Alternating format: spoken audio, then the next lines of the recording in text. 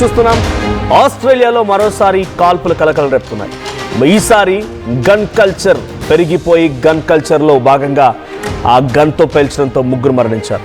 ఒక గర్భవతి, అంటే నెలలున్నటువంటి గర్భవతి ఈ ఘటనలో చాలా దారుణంగా గన్ కల్చర్ పెరగడంతో ఈరోజు ఈ రకమైనటువంటి ఒక దాడికి పాల్పడ్డారు. సో మృతుల్లో 2 మహిళలు. న్యూ సౌత్ వేల్స్లోని లేక్ కార్గెలిగోలో సిటీలో కాల్పులు జరిపాయి. సో కాల్పులకు ఇటు గుర్తులేని వ్యక్తులు తెగబడ్డారు. కాల్పుల తర్వాత నిందితుడు పరారయ్యాడు. గతేడాది డిసెంబర్ 14న సిడ్నీలోని బోండీ బీచ్లో ఉగ్రదాడి జరిగింది. అయితే ఉగ్రదాడిలో 15 మంది మరణిస్తే మరోసారి ఉగ్రదాడి జరిగిందా అనే కోణాల్లో కూడా పోలీసులు దర్యాప్తు చేపడుతున్నారు. డిసెంబర్ 14న ఇటు హైదరాబాద్ అంటే ఇండియన్ పాస్పోర్ట్ పైనటువంటి వ్యక్తి సాజిద్ అక్రమ్, తన కుమారుడు నవీద్ అక్రమ్ ఇద్దరు కూడా ఈ దుర్మార్గానికి పాల్పడ్డారు. బోండీ బీచ్ అంటే అక్కడ బీచ్ ఫెస్టివల్ జరుగుతోంది. 2000 మంది హాజరయ్యారు. ఈ బీచ్ ఫెస్టివల్లో వారు అక్కడ కొంత ఇస్లామిక్ ఐడియాలజీతో ఉన్నారంట. ISIS ఉగ్రవాదులుగా గుర్తించారు వారిని. సో అక్కడికి వెళ్ళిపోయి ఆ గన్తో తండ్రి కుమారులు ఇద్దరు కూడా వాళ్ళపై కాల్పులు జరిపి అక్కడ బోండీ బీచ్లో జరిపేటువంటి ఫెస్టివల్లో ఉన్న వారిపై కాల్పులు జరిపితే సుమారుగా 15 మంది మరణించారు. 15 మంది మరణించారు. దాంట్లో చిన్న పెద్ద అంతా ఉన్నారు. అయితే స్పాట్లోనే సాజిద్ అక్రమ్ని పోలీసులు పట్టుకొని కాల్చి పడేస్తే అటు నవీద్ అక్రమ్ ఎవరైతే వాళ్ళ కుమారుడు ఉన్నాడో వాడు కూడా అక్కడ స్పాట్లోనే పోలీసులకు పట్టుబడ్డాడు. ఇద్దరు సాజిద్ అక్రమ్ అండ్ నవీద్ ఇద్దరు కూడా ఈ ఘటనలో పాల్పడ్డారు. అయితే వాళ్ళకి సంఘీభావంగా ఎవరికి చనిపోయిన వారికి సంఘీభావంగా వాళ్ళని గుర్తు చేసుకుంటూ నిన్న ఆస్ట్రేలియాలో మొత్తం కూడా ఆస్ట్రేలియా దేశవ్యాప్తంగా వాళ్ళకి సంఘీభావ దినంగా ప్రకటించారు. ఒకరోజు మొత్తం కూడా అందరూ సంఘీభావం తెలపాలనుకున్నారు. ఒక టైం కూడా ఫిక్స్ చేసుకున్నారు.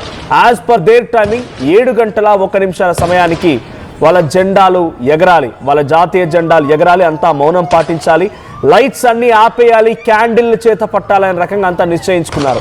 ఎగ్జాక్ట్గా అదే రోజున మరో దాడి జరిగింది. ఓ వ్యక్తి గన్తో వచ్చి ముగ్గురిని హతమార్చాడు. ఈ ముగ్గురు కూడా ఇప్పుడు స్పాట్లోనే ఈ గన్ కల్చర్ పెరిగిపోయినడానికి మరొక ఉదాహరణగా ఈ అంశం కనబడుతోంది. అక్కడి ప్రభుత్వాలు కూడా ఈ ఘటనని చాలా సీరియస్గా తీసుకున్నాయి. సో ఈ ఘటనకు సంబంధించిన దాంట్లో ముగ్గురు స్పాట్లోనే మరణించారు. సో ఆ ముగ్గురు కూడా ఒకే కుటుంబానికి సంబంధించిన వారుగా తెలుస్తోంది. సో ఈ ముగ్గురు మరణాన్ని ఇది ఎక్కడ జరిగిందంటే లేక్ కరేగిల్గో దగ్గర సోఫియా క్వెన్ అండ్ తను ప్రెగ్నెంట్గా ఉంది. సో ఆవిడ బంధువు అయినటువంటి నెరిడా అండ్ జాన్ హారిస్.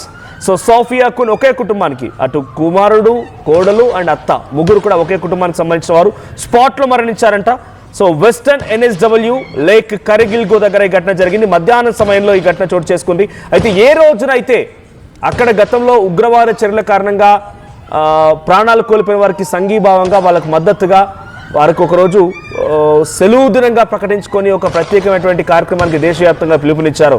అదే రోజున ఈ సంఘటన జరగడం మీకు గుర్తుండే ఉంటుంది. అది సాయంత్రం సమయం బీచ్ ఫెస్టివల్ జరుగుతోంది. ఆ బీచ్ ఫెస్టివల్ జరిగే దగ్గర 2000 మంది హాజరయ్యారు. సాజిద్ అక్రమ్, నవీద్ అక్రమ్ ఇద్దరు కూడా ఇక్కడ సాజిద్ అక్రమ్ ఎక్కడో కాదు, హైదరాబాద్ టోలీ చౌక్ సంబంధించిన వ్యక్తి. 1998లోనే ఇక్కడి నుంచి తన గ్రాడ్యుయేషన్ పూర్తయిన తర్వాత ఉద్యోగం రీత్యా ఆస్ట్రేలియాకి వెళ్ళిపోయాడు. ఇక తిరిగి ఒక్కసారి కూడా రాలేదు. ఒక్కసారి వచ్చాడంట. వాళ్ళ కుటుంబాలు చెప్పాయి. ఆర్టీవీ కూడా వాళ్ళతో ఇంటర్వ్యూ చేసే ప్రయత్నం చేసింది గతంలో, వాళ్ళతో మాట్లాడించింది. అయితే ఆ ఘటనలో 15 మంది మరణించారు. తండ్రి కొడుకు ఇద్దరు కూడా వెళ్ళిపోయి ఆ బోండీ బీచ్లో చాలా దారుణంగా కాల్పులు జరపడంతో 15 మంది మరణిస్తే వారికి సంఘీభావంగా తెలిపేటువంటి రోజునే మళ్ళీ ఒక ఉగ్రచర్య. అయితే దానికి దీనికి ఏమైనా లింక్ ఉందా అంటే కావాలనే మేము ఉన్నామన్న రకంగా ఈ ఉగ్రవాదులు పాల్పడుతున్నారా? ఈ ఉగ్రవాదులు ఎక్కడి నుంచి వచ్చారు, ఏ రకంగా ఆలోచనతో ఉన్నారు, ఇస్లామిక్ ఆలోచనతో ఉన్నారన్నట్టుగా చాలా క్లియర్గా అక్కడి పోలీసులు గతంలో డిసెంబర్ 14న జరిగిన ఘటనకు సంబంధించి సాజిద్ అక్రమ్, నవీద్ అక్రమ్ సంబంధించిన ఘటన తర్వాత గుర్తుపట్టారు. సో అటు సాజిద్ అక్రమ్ కంప్లీట్గా ఇస్లామిక్ ఆలోచనతో ఉండేవాడు అంటే అవే రకమైన పుస్తకాలు చదువుతూ ఉండేవాడు. ఒక విషపు బీజాలు తన మెదడులో నాటుకున్నాడు ఆయన. తన కుమారుడు 24 ఏళ్ల అబ్బాయి కూడా ఇదే రకమైన ఆలోచనతో ఉండి ఈ రకంగా దుర్మార్గానికి పాల్పడాలని చెప్పి గన్తో చిన్న పిల్లల్ని సైతం కాల్చి చంపడాలు, మహిళల్ని వృద్ధుల్ని కాల్చి చంపడాలు చూస్తూ ఉంటే ఎంతటి విషపు బీజాలు నాటుకుందో అర్థమవుతుంది వాళ్ళ మైండ్లో. సో ఈ రోజున మళ్ళీ జరిగాయి. ఒకసారి ఆ కాల్పుల శబ్దాన్ని మనం వింటూ ఉన్నాం. సో ఇక్కడే ఎగ్జాక్ట్గా ఆ కాల్పులు చోటు చేసుకుంది. సో ఇక్కడే ఏదైతే మీకు ఆ వెహికల్స్ కనబడుతున్నాయో ఎగ్జాక్ట్గా అక్కడే ఆ కాల్పులు జరిగాయి. ఆ మృతదేహాలు కూడా అక్కడే పడిపోయి ఉన్నాయి. సో 30 ఏళ్ల ఒక మహిళ Sophia Quinn, she is pregnant, and Nerida Quinn 50 ఏళ్ల వయసున్న ఆవిడ. So John Harris almost 35. So ముగ్గురు ఒకే ఫ్యామిలీకి సంబంధించిన వారు. మిట్ట మధ్యాహ్నం అందరూ రోడ్లన్నీ ప్రశాంతంగా ఉన్నాయి. సంఘీభావం తెలిపే రోజున అన్ని కూడా వేడుకలు జరుగుతున్నాయి. ఏకంగా అక్కడి ప్రధాని ఆస్ట్రేలియన్ ప్రైమ్ మినిస్టర్ కూడా ఒక మీటింగ్ని ఆర్గనైజ్ చేసి ఆ మీటింగ్లో పలువురికి ఆయన సంఘీభావం తెలియజేశారు. సో దాంట్లో ఎవరైతే విక్టిమ్స్ ఉన్నారో, గాయపడిన వారు ఉన్నారో అందరినీ కూడా హానర్ చేసుకున్నారు. సో దీనికి నేను పూర్తి స్థాయి బాధ్యత వహిస్తున్నాను అని చెప్పి ఆయన మాట్లాడుతూ కొంత ఆయన ఎమోషన్ కూడా అయ్యారంట. సో ఆస్ట్రేలియన్ పార్లమెంట్లో కూడా ఈ గన్ కల్చర్ పెరగడాన్ని కంట్రోల్ చేయాలని చెప్పి ప్రత్యేకమైన బిల్స్ని కూడా పాస్ చేశారంట. సో అదే సమయంలో అదే రోజున ఈ రకమైనటువంటి గన్ కల్చర్తో కూడిన ఒక సంఘటన జరగడంతో ప్రజలందరూ షాక్కు గురయ్యారు. సో లైట్ విల్ విన్, ఎప్పుడైనా నిజం గెలుస్తుంది, ఇకపై గన్ కల్చర్ ఉండకూడదు అనే రకంగా వాళ్ళంతా మాట్లాడుతూ ఉన్న సమయంలోనే, వాళ్ళంతా స్పీచెస్ ఇస్తున్న సమయంలోనే ఎగ్జాక్ట్గా అదే రోజున ఈ సంఘటన చోటు చేసుకోవడం.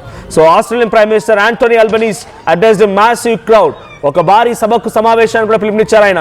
ఒక సమావేశానికి పిలుపునిచ్చి ప్రసంగిస్తుండగా ఒక్కసారిగా ఈ యొక్క వార్త తెలియడంతో అంతా షాక్కు గురయ్యారు. మళ్ళీ ఉగ్రవాద చర్య పెరిగిపోతుంది. అసలు ఆస్ట్రేలియాలో ఉగ్రవాదులు ఎందుకు ఈ రకమైన దాడికి పాల్పడుతున్నారు, ఆస్ట్రేలియాతో ఉన్న విభేదాలు ఏంటి, ఆస్ట్రేలియాను ఎందుకు టార్గెట్గా చేసుకున్నారు, స్లో పాయిజన్ లాగా ఇక్కడ గన్ కల్చర్ ఈ స్థాయిలో పెంపొందించడానికి గల కారణం ఏంటి, ఇవన్నీ కొన్నాళ్ళలో కూడా అక్కడ ఇన్వెస్టిగేషన్ ప్రారంభమైంది. ఒకసారి నిన్న మధ్యాహ్నం సమయంలో ఈ ఘటన చోటు చేసుకున్నప్పుడు ఎటువంటి గన్ సౌండ్ వినిపించింది, ఒకసారి శబ్దాలు విందాం.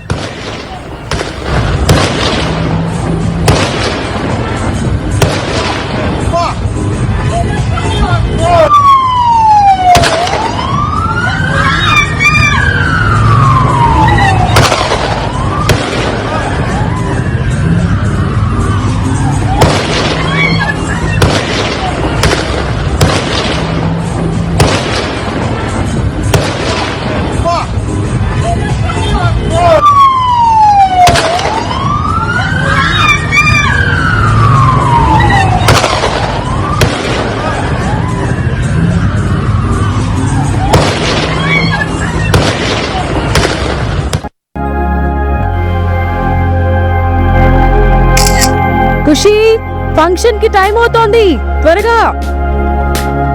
వస్తున్నా అక్క.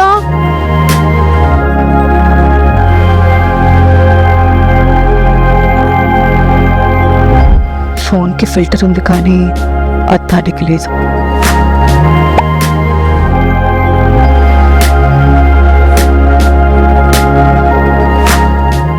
ప్రతి సమస్యకు ఒక పరిష్కారం ఉంటుంది.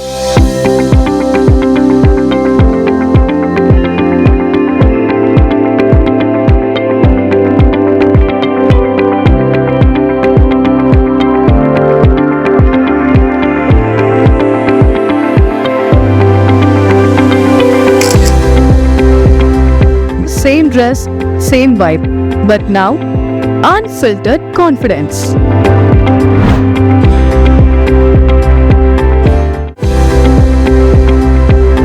Bringing the industry expertise to the classroom. KL deemed to be university.